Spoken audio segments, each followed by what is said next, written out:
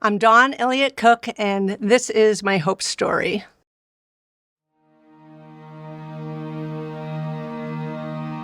I got confirmed in the church, and after that I left.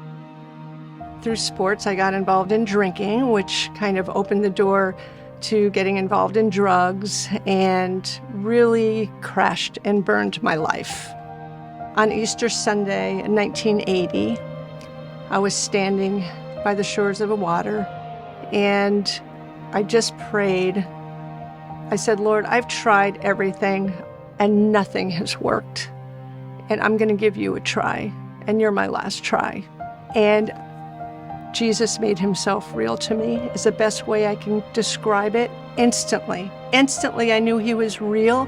Instantly, I knew he loved me. I knew I was forgiven. Somehow I knew he would have died only for me.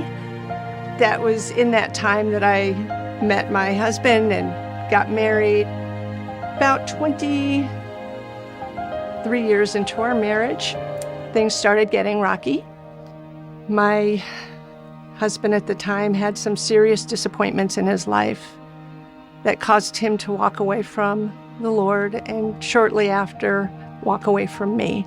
I'd spent 2.5 decades building this life that then got completely destroyed. It was just such a bleak time. The heartache was a physical pain, and I would lay in bed and I'd take this pain. It felt too hard, and I would beg Jesus to take me home. At that time, I was in my late 40s. My mom was my best friend, and I needed her desperately to get through what I was going through. I have 3 daughters. They were in their 20s, and I thought, I have to stick around. I have to stick around for them, and that broke it. And it was totally the Lord that did that. I had probably started coming to Hope maybe 2003, coming to a Sunday night teaching, occasional service. I picked up a brochure, and I saw this one little class called If Eve Had Girlfriends. And I walked into that class a mess, just shattered. Bless those ladies. They just came around me. I don't even know if we did Bible study that day. They came around me and they just loved on me. And those 3 women said to me, we're going to walk through the holidays with you. For them to pour out that kind of love to me was just so touching. And so they added some more people on. So now we had a little bit of a larger small group. Those women, we stayed together for years. We called ourselves Women in Transition, although honestly, you could just as easily said we were women in trauma, because most of us were in trauma. This whole story is just about how Jesus uses women to bless, women to meet material needs, women to come alongside, women to hold you when you're crying. I mean, they gave me hope. I started taking everything I could, every class that was offered.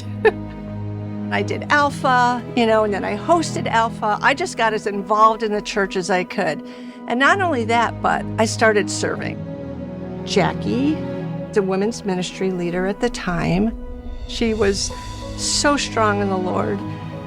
She asked me if I would come and help with women's ministry. To this day, I co-facilitate our Tuesday afternoon class with Suzanne Key and Karen Magard. I've had the amazing privilege of living a life with, learning with, leading with hundreds and hundreds of women. It's been the most amazing journey. I have met incredible leaders who have poured into my life. They challenged me. Sometimes hard challenges. Can you love your ex-husband? Can you forgive him? Can you forgive yourself? Could I thank God for everything I had been through? The suffering and the pain. Our family came apart. And honestly, some of the consequences still continue. And yet, God brought me to that place where I could say, yes, thank you, Lord. Thank you for everything that you've brought me through. The way women turned around and helped me. The way women gave me hope. I can now do that. I can be the one that offers that same hope and say that no matter what happens, even if you feel like your whole life is over, Jesus, he was always with me, and he will bring people into your life. I had no family, just me and my daughters. The Lord brought to me the kindest and the best of men. His name is Richard Cook. I not only married him, but I got bonus kids, grandkids. The Lord has restored so much. Difficult things happen, hard things happen, but Jesus is always there, and he's always with you, and he brings people around you. I know Jesus is so good and so gracious, and I know he would have helped me rebuild my life another way. But I am so thankful that I walked in and came to that little class and met those women